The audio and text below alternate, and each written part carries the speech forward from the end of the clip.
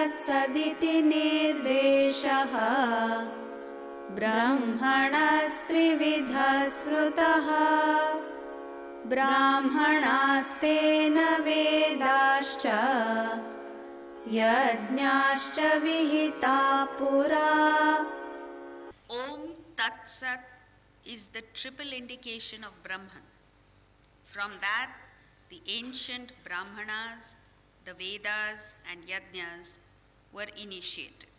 So, with this we enter the last topic of this chapter, verses 23 to 28, which deal with Om Tat Sat, which are a symbol of Brahman, and Asat, which is non-reality. So, the first thing is, he says, Om Tat Sat is a triple indication of Brahman. It's a symbol of Brahman. So what is this symbol? Om is the most powerful mantra that is repeated in meditation. Om is the subtlest symbol which signifies Brahman. And why is this so? Because Om has a combination of inarticulate, which means an emotional attraction, as well as an articulate, which is it has an intellectual, a deep meaning which satisfies the intellect. So what it is Om is a word symbol of Brahman which comes from three syllables, A, U and Ma. A and U, according to rules of Sanskrit grammar, A and U combine to form O. That's how A, U, Ma become Om.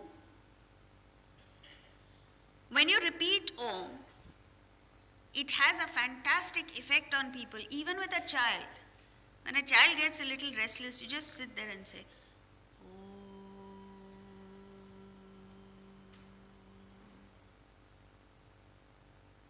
You feel peaceful, isn't it?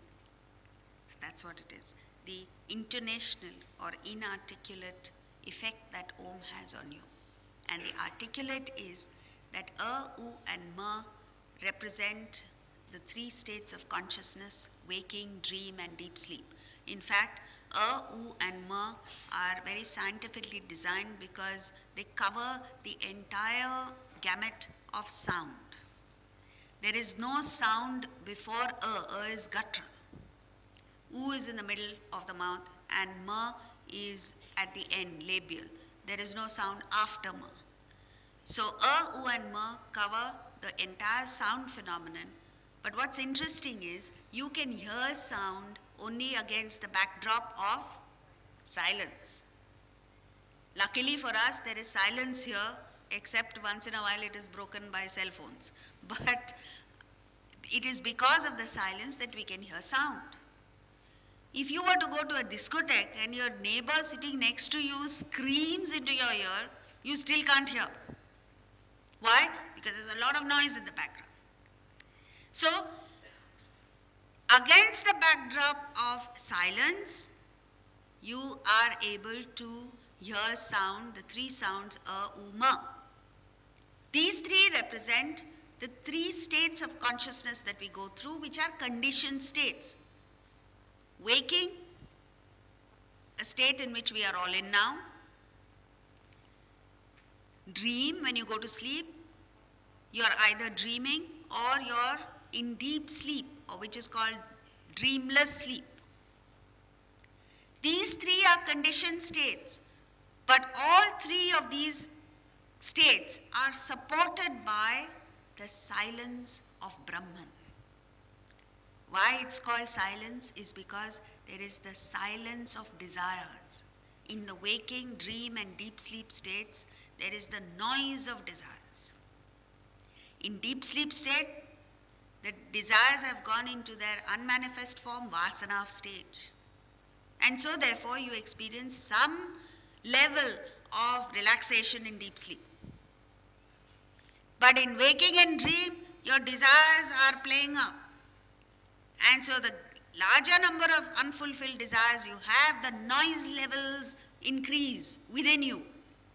And that is why people are unable to concentrate, people are unable to sleep, people are unable to find rest. Just now, before I came, a youngster came to me and says, I want shanti. Where do you get shanti? That shanti is the silence when you're free of desires. So when you chant Om, what you're asserting to yourself is, I'm going through these three states of consciousness, but they are not my real state. The real state is the state of silence that I have to get to.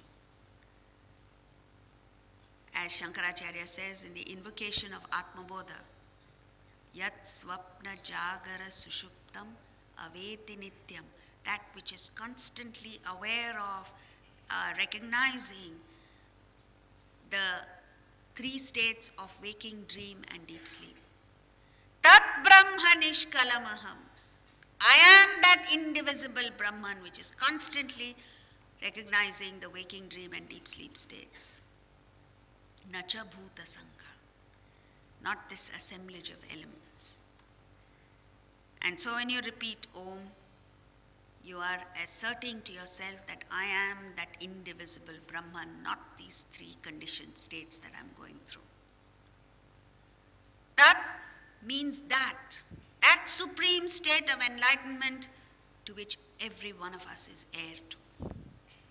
In fact, our mission in life, we are born in the world and everything is set just right for us to rise and get to that state of enlightenment. Like Buddha said, after he reached that state, and they asked him, who are you? He said, I am Buddha, I am awake. When he says, I am awake, what he means is the rest of us are fast asleep. We are asleep to our real nature. We are asleep to that magnificence. That is your real nature. And so, Tat represents that. Spiritual seekers, the seekers of Tat, perform yajna, tapa and dana, which we've been discussing for the last 3 days, in order to get there. And Sat is reality.